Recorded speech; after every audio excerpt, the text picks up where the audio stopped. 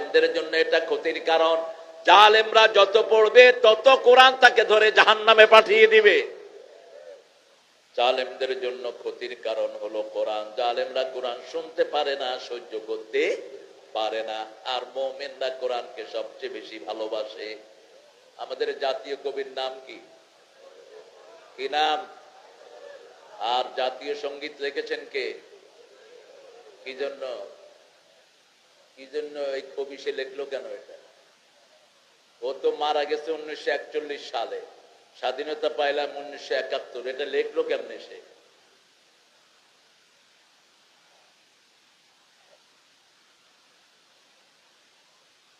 Sir ঘুমাচ্ছে?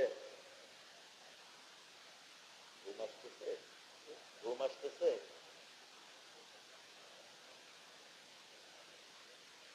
বলেন কেমনে লিখলেন? ভারতের জাতীয় সঙ্গীত আল্লামা ইকবালের লেখা। সারা জাহাঁ সে আচ্ছা হিন্দুস্তান হামারা। আর আমরা এটারে দিয়ে কেন লিখলাম? এটা 1903 সালে এই গানটা লিখেছে ভারতকে নিয়ে। ওই ভারতের কেলকাটাকে নিয়ে লিখেছে, আমার সোনার বাংলা আমি তোমায় ভালোবাসি। আমরা ভালোবাসি কাকে? আল্লাহকে ভালোবাসি। আল্লাহ বলছেন আল্লাযীনা আমানু আশাদ্দু হুব্বান লিল্লাহ, যারা ঈমান এনেছে সবচেয়ে বেশি ভালোবাসবে কাকে? রাসূল বলেছেন যারা আমাকে, আমার আল্লাহকে ভালোবাসে তারা ঈমানের স্বাদ পেয়ে যাবে। আল্লাহু আকবার। আমাদের ভালোবাসার একজন তিনি কে? রাসূলকে আল্লাহ বললেন তুমি বলো মান আহাব্বা লিল্লাহ ওয়া আবগাদা লিল্লাহ ওয়া আতা লিল্লাহ ওয়া মানা লিল্লাহ ফাকাদ ইসতাকমালাল ঈমান। যে আল্লাহর জন্য ভালোবাসলো, আল্লাহর জন্য ঘৃণা করলো, আল্লাহর জন্য দান করলো, আল্লাহর জন্য বিরত থাকলো, আল্লাহর হাবিবকে আল্লাহ বলেছেন তার ঈমান পরিপূর্ণ হয়ে যাবে। একজনের জন্য ভালোবাসতে হবে। কয়জন? একজন। আল্লাহকে ভালোবাসবেন তো? বাসবেন তো? আল্লাহর প্রথম ভালোবাসার দাবি কি বলেন? আল্লাহর প্রথম ভালোবাসার দাবি হলো লা ইলাহা ইল্লাল্লাহু মুহাম্মাদুর রাসূলুল্লাহ সাল্লাল্লাহু। আল্লাহ ছাড়া কারো আইন মানি না, কারো শিক্ষা ব্যবস্থা মানি না। ঠিক না? ঠিক। কোন বাচ্চাকে স্কুলে পড়ায়েন না, সব মাদ্রাসায় দেন। স্কুলগুলোতে কোনো পড়াশোনা নাই। ক্লাস 5 এর পোলাপান এখন বিড়ি খায়, মুক্তা গাছা খায় না। ক্লাস 6 এর পোলাপান গাঁজা বিক্রি করে, গাঁজা খায়। কোন লেখাপড়া নাই, ওরা করবে কি? আর মাদ্রাসাগুলোতে 5 বছর বয়সে আসে, 7 বছরে 30 পারা কোরআন হাফেজ। আসার পর থেকে পড়া আছে না নাই? এসে ঢুকে আসসালামু আলাইকুম ওয়া রাহমাতুল্লাহ, হুজুরও সালাম দেয়, ছেলেও। আর স্কুলে কোনো সালাম কালাম নাই। পতাকা উঠানোর সময় এই এই এই পতাকা উঠতেছে, উঠ হেই উঠ। কত বড় জাহেল এগুলো। 1,20,00,000 পোলাপান দৈনিক স্কুলে যায়, কি শিখে? একটা সালামও জানে না। আফসোস এই জাতির জন্য। ঠিক না? ঠিক। বিগত সরকার স্কুল কমিটিতে যাদেরকে রেখেছে সবগুলো হিন্দু। রাসূলের জীবনী বাদ দিয়ে রামের জীবনে ঢুকিয়ে দেওয়া হয়েছে। আবু বকরের জীবনী বাদ দিয়ে লক্ষ্মণের জীবনে ঢুকিয়ে দেওয়া হয়েছে। এই স্কুল দিয়ে কি আশা করি? মাদ্রাসায় দাও, মাদ্রাসার প্রত্যেকটি ছেলে পিতামাতার জন্য দোয়া করে। ঠিক না? ঠিক।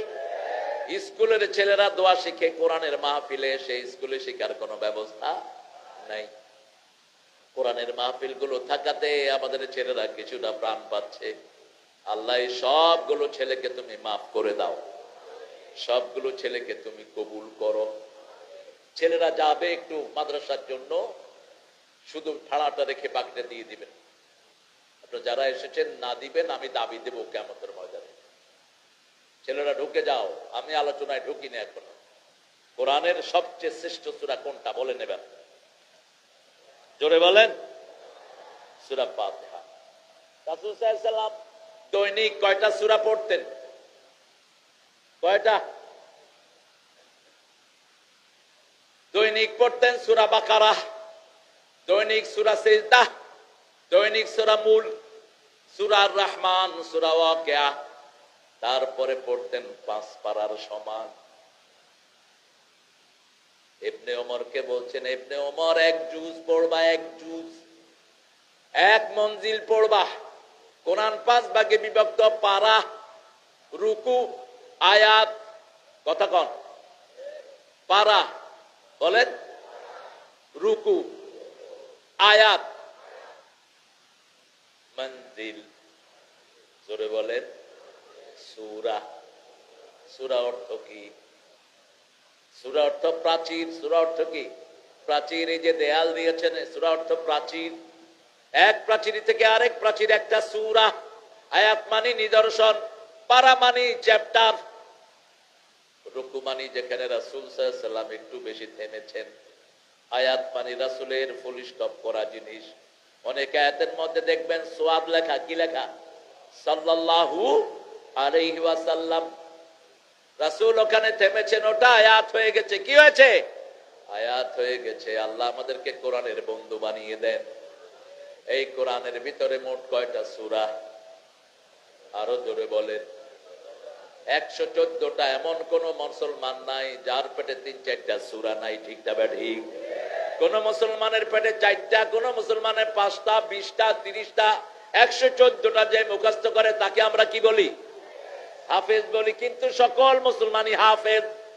ইন্না নাহনু নাযালনা যিকরা ওয়া ইন্না লাহু লাহাফিজুন।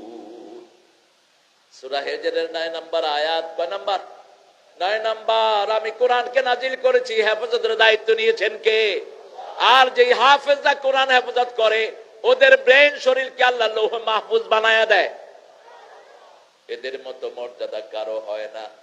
রাসূল বলছেন, মান আহাল্লা হালালাহু, যে কোরআনের হালালকে হালাল মানে, হারামকে হারাম জানে আর আমল করে, 30 পারা কোরআন মুখস্থ করে, এই কোরআন তাকে নিয়ে জান্নাতে চলে যাবে। শুধু তাকে নিবে না, 11 জন এমন ব্যক্তিকে তার সাথে নেওয়ার ক্ষমতা দেয়া হবে যাদের উপরে জাহান্নাম ওয়াজিব হয়ে গেছে। আল্লাহ আমাদের যতগুলো ছেলে এখানে পড়ছে সবাইকে কোরআনে হাফেজ বানিয়ে দাও, আলেমে হক্কানি বানাও। এখন বলেন, রাসূল সাল্লাল্লাহু আলাইহি ওয়াসাল্লাম প্রতিদিন কয় পারা পড়তেন? কয় পারা? কয় পারা? কমসে কম, কিন্তু আরো বেশি পড়তেন। ইবনে ওমরকে বলছেন 5 পারা পড়বে, 1 মঞ্জিল পড়বা, 7 মঞ্জিলে কোরআন শেষ। সাধারণ লোকেরা পড়বেন 1 পারা। কয় পারা? আপনি বলবেন আমি কোরআন পড়তে পারি না। আপনি তো মোবাইল চালাইতে পারেন, মোবাইলে নাটক দেখতে পারেন, ঠিক না ঠিক? মোবাইলে সিরিয়াল দেখতে পারেন, মোবাইলে খবর শুনতে পারেন, তো মোবাইলে কোরআন ছেড়ে দেন। আপনি বলবেন কোরআনের কিছুই বুঝেন না। না বুঝলেও কোরআনে ফায়দা আছে না নাই? আলিফ লাম মিম আমরা বুঝার শক্তি, হা মিম সাদ বুঝেন কে? কাফ হা ইয়া আইন সাদ কে বুঝেন? কিন্তু পড়লে সওয়াব আছে না নাই? আরবিতে একটা গল্প পড়েছিলাম, জুলুস মাআল কোরআন, সিটিং উইথ দ্য কোরআন, কোরআনের সাথে বসা। Once upon a time, one Arabian person, he couldn't understand the Quran, but all the time he used to sit in Quran. His children used to say to him, Daddy, you don't understand the Quran, why are you sitting with it? একটা গল্প আরবিতে ছাপা হয়েছে। একজন বাবা ছিলেন, তিনি কোরআন বুঝতেন না। যেমন আমাদের অনেকে বাংলা ভাষা আমরা বুঝি না, ঠিক কিনা? যেমন আমি যদি বলি হরির উপর হরি, হরিতে ধরিতে হরি, হরিতে লুকায়, অর্থ কি? এটা বুঝতে হলে ভালো পড়াশোনা করতে হবে।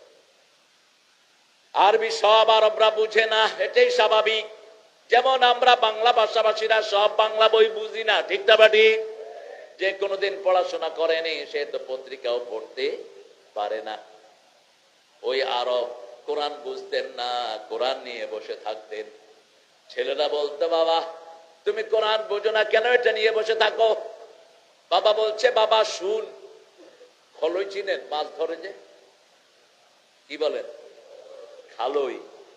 এই খালোর ভিতরে কিছু কয়লা ছিল। কি কয়লা? বাপ বলল, বাবা এই খালইটা নিয়ে সাগরে যাও, সাগর থেকে খালইটা করে পানি নিয়ে আসো। ছেলেরা কয়, বাবা তুমি তো জানো পানি থাকবে না। কয়, যেটা কই হেডা কর। বাপের হুকুম মানা সুন্নত না নফল? বাপের হুকুম মানা কি? আরো জোরে বলেন, ফরজ। পিতা মায়ের হুকুম মানা কি? ফরজ। যেটা শরীয়তের ভিতরে সেটা মানা ফরজ, বাকিটা না। আপনি আবার যা বলবে তা করে বসেন না। বুখারীতে একটা হাদিস এসেছে 4317, রাসূল সাল্লাল্লাহু আলাইহি সাল্লাম কিছু সাহাবীর নেতৃত্বে একজনকে পাঠালেন যুদ্ধের ময়দানে। এক জায়গায় যুদ্ধ করতে পাঠিয়েছেন বেশ কিছু সাহাবীকে, আর বলছেন যে তোমাদের নেতা যা বলে তোমরা তা করবা। নেতা ওখানে গিয়ে সবাইকে বলছে তোমরা কাঠ জোগাড় করো, আগুন ধরায়া দাও। সবাই কাঠ জোগাড় করলো, আগুন ধরায়া দিল। এখন নেতা বললো আগুনের ভিতরে ঢুকো। এখন একজন আরেকজনকে কয় কয় ঢুকবি নি? তুই ঢুকবি? কেউ ঢুকে নাই। সবাই রাসূলের কাছে গেলেন। যাওয়ার পরে রাসূল সাল্লাল্লাহু আলাইহি ওয়াসাল্লামকে বলছেন, ইয়া রাসূলুল্লাহ, নেতা যেটা পাঠিয়েছেন উনি আমাদেরকে বলেছেন কাঠ জোগাড় করতে, করলাম। আগুন ধরাতে বললো, ধরালাম। এরপরে বলছে আগুনে ঢুকো। রাসূল সাল্লাল্লাহু আলাইহি ওয়াসাল্লাম বললেন, তোমরা কি করলা? বলছে আমরা কেউ আগুনে ঢুকি নেই। রাসূল বলছেন, যদি ঢুকতা কিয়ামত পর্যন্ত তোমরা আগুনেই থাকতা। লা তাআতা ইল্লা বিমারুফ, সৎ কাজ ছাড়া কোনো আনুগত্য করা জায়েজ। তোকে তো ওখানে পাঠায় না এদেরকে জ্বালিয়ে পুড়িয়ে মারতে, ঠিক যাবে ঠিক? পাঠাইছে যুদ্ধ করতে, তুই আগুন জ্বালালি কেন? আগুনে ঢুকালি কেন? কোন আল্লাহ বিরোধী কোন কাজে আনুগত্য করা যাবে? পিতা যদি বলে শিরক করো, পিতার সাথে রাগ করে কথা বলা যাবে না। লা তুতিহুমা, আল্লাহ বলছেন আনুগত্য করো না। সাহিবহুমা ফিদ দুনিয়া মারুফা, কিন্তু সুন্দরভাবে বলতে হবে। যেমন বলেছেন ইব্রাহিম আলাইহিস সালাম। ইব্রাহিম আলাইহিস সালাম তার আব্বাকে বলেছেন, মা হাযিহি তামাসিলুল্লাতী আনতুম লা আকিফুন, ও বাবা এই মূর্তির সামনে তুমি ইতিকাফ করো কেন? পিতা বলছে, আদি আসনামুকুম, এটা তোমার দেবতা। তিনি বললেন, লা ইউসমা ওয়ালা ইউবসির, চোখেও দেখে না, কানেও শোনে না, কিভাবে এটা দেবতা হলো? এবার পিতা বলছে, লা আজরিমান্নাক, তোমাকে পাথর মেরে খুন করব। ছেলে জবাব দিচ্ছে, লা আস্তাগফিরান্নাকা ইলা রাব্বি, তুমি যখন আমাকে পাথর মারবা আমি তার জবাবে পাথর মারবো না, আমি আল্লাহর কাছে তোমার গুনাহ মাফ চেয়ে কাঁদবো। বাপ বলছে পাথর মারবো, ছেলে বলছে তোমার গুনাহ মাফ চেয়ে কার কাছে কাঁদবো? এই হলো পিতামাতার সম্পর্ক। রাসূল সাল্লাল্লাহু আলাইহি ওয়াসাল্লামের প্রিয় সাহাবীরা কত জ্ঞানী ছিলেন, তারপরেও রাসূল সাল্লাল্লাহু আলাইহি ওয়াসাল্লাম বলছেন কোন মানুষকে অন্ধভাবে আনুগত্য করা যাবে না। নেক কাজ যেখানে আনুগত্য আছে সেখানে, নেক কাজ নাই যেখানে আনুগত্য নাই সেখানে। আমরা নেক কাজে আনুগত্য করব, রাজি আছি তো? তো বিগত সরকারের সময় যে মূর্তি বানানো হলো, কোথায় ছিলেন আপনারা? কোথায় ছিলেন? কেন এত মূর্তি বানানো হলো? কয় হাজার কোটি টাকার মূর্তি বানানো হয়েছে বলেন? হ্যাঁ, বলতে পারেন না? হিসাব তো আসতেছে। একজন মানুষের মূর্তি বানানো হলে ওই মানুষকে ধরবেন কে? আর যে বানিয়েছে তাকে ধরবেন কে? মূর্তির সাথে আমাদের কোনো সম্পর্ক নাই। আমরা প্রতি নামাজে পড়ি, রাসূল পড়তেন ইন্নী, পড়েন ইন্নী ওয়াজ্জাহাতু ওয়াজহিয়া লিল্লাযী ফাতারাস সামাওয়াতি ওয়াল আরদ হানিফাও ওয়া মা আনা মিনাল মুশরিকিন। আমি আমার মুখ ফিরিয়ে দিলাম কার দিকে? আরো জোরে বলেন, আল্লাহর দিকে। আল্লাহ কোথায়? আল্লাহ থাকেন কোথায়? জোরে বলেন। হ্যাঁ, হায় এত মানুষ জবাব নাই। সূরা তাহাতে আল্লাহ জবাব দিয়েছেন, আর রহমান ওয়ালাল আরশি ইস্তাওয়া, আল্লাহ আরশের উপরে সমাসীন। কেউ যদি বলেন আল্লাহ সবখানে, আপনি মুশরিকের খাতায় নাম লেখাবেন। আল্লাহ আরশের উপরে। কোথায়? কিন্তু আল্লাহর ক্ষমতা সবখানে আছে না নাই? তার চোখ সবখানে আছে না নাই? শ্রবণ শক্তি আছে না নাই? অহুয়া মাকুম আইনামা কুনতুম, তুমি যেখানেই যাও তার ক্ষমতার আন্ডারে, ঠিক তবে ঠিক। ওয়াসিয়া কুরসিয়ুহুস সামাওয়াতি ওয়াল, কুরসি মানে যেখানে আল্লাহ কদম রাখেন। এখন আল্লাহর কদম কার মতো? আলাম ইয়াকুল্লাহু কুফুয়ান আহাদ, আল্লাহর কদম আল্লাহর মতো, আল্লাহকে আল্লাহর মতোই লাগে, ঠিক তবে ঠিক। আল্লাহর সমকক্ষ দুনিয়াতেও নাই, আকাশেও নাই। আল্লাহর হাবিব বলেছে যেখানে আল্লাহ কুদরতি কদম রাখে, ওই কদম রাখতে আকাশও শেষ, জমিনও। ওয়াসিয়া কুরসিয়ুহুস সামাওয়াতি ওয়াল, এখন সেই আল্লাহ কত বড়, সেই আল্লাহ কত মহান। এই জন্য বলতে হবে আল্লাহু আকবার, আল্লাহু আকবার। এটা বললে খুশি হন কে? বেজার হয় কে? একটু শক্তি দিয়ে বলেন তো আল্লাহু আকবার। তুমি নিজেই তো কও, জোরে বলেন আল্লাহু আকবার। আলহামদুলিল্লাহ। মুক্তাগাছার মন্ডাগুলি যায় কই? আওয়াজ বের হয় না? আরো জোরে কোন আল্লাহু আকবার।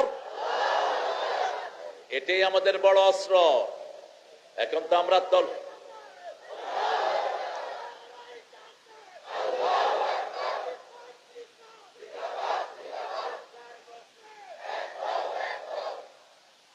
আলহামদুলিল্লাহ, আল্লাহ কবুল করুক। সূরা সদ 38 নম্বর সূরা। সদ দিয়ে আল্লাহ শুরু করেছেন, এজন্য এটার নাম হয়েছে সদ। কোরআনের 3টা সূরা কোন নাম আল্লাহ দেন নাই, বাহির থেকে নাম দেওয়া হয়েছে। প্রথম সূরা ফাতিহা, ফাতিহা শব্দটি সূরার কোথাও নাই, কিন্তু যেহেতু এটার চেয়ে দামি সূরা নাই, 42 নামে আল্লাহ এই সূরাকে ডাকতেন রাসূলের মাধ্যমে। কয়টা নাম? 42টা নাম রাসূল এই সূরার দিয়েছেন। প্রথম দিয়েছেন কোরআনের মা, কোরআনের কি? এরপরে সাবাউল মাসানি, এরপরে সূরাতুদ দুআ, সূরাতু আসাসিল কোরআন। এই কোরআনের সূরাটি যারাই পড়বে তাদের জীবনের উদ্দেশ্য সফল করে দিবেন কে? সাদাল কোরআন ও যিকির। আল্লাহ বলছেন কোরআনের শপথ, অল কোরআন, কোরআনের শপথ। আল্লাহর কসম আর আমাদের কসমের মধ্যে বেশ কম আছে না নাই? আমরা যদি আল্লাহ ছাড়া কারো নামে কসম করি আমাদের কি গুনাহ হবে? শিরকের গুনাহ হবে। আল্লাহ বলছেন রাসূলের মাধ্যমে, রাসূলের কোনো কথা নিজের কথা নয়, সব কথা কার? এজন্য কেউ যদি ভুল বুঝো রাসূল নিজে কোনো কথা বলেছেন, তোমরা সূরা নজমের আয়াত অস্বীকারী। আমা ইয়াতিকু আনিল হাওয়া ইন হুয়া ইল্লা ওয়াহয়ুন ইউহা। তিনি কখনো মন থেকে কথা বলতেন না, ওহী করার পরে কথা বলতেন রাহমাতাল লিল। নিজের মন থেকে কোনো কথা তিনি বলেন না। আল্লাহ সূরা হাক্কার ভিতরে বলছেন লাউ তাকাওয়ালা আলাইনা বা'দাল আকাবিল লা আখাযনা বিলহু মিন ইয়ামিন মিনহু বিল ইয়ামিন তুম্মা লাকাতআনা মিনহুল ওয়াতিন।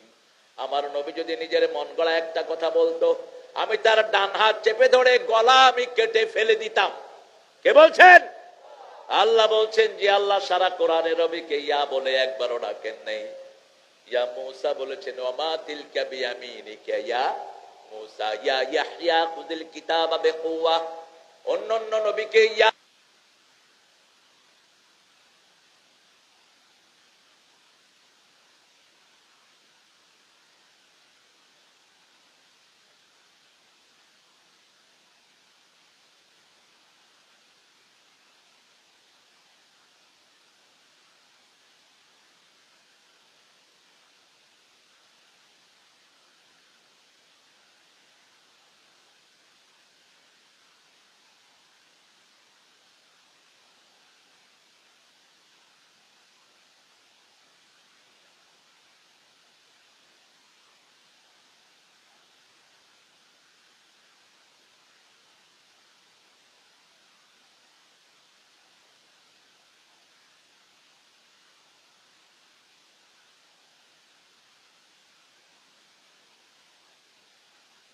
বন্যা টন্যা নাই, কি সবাই হাত গুটায় দিছে।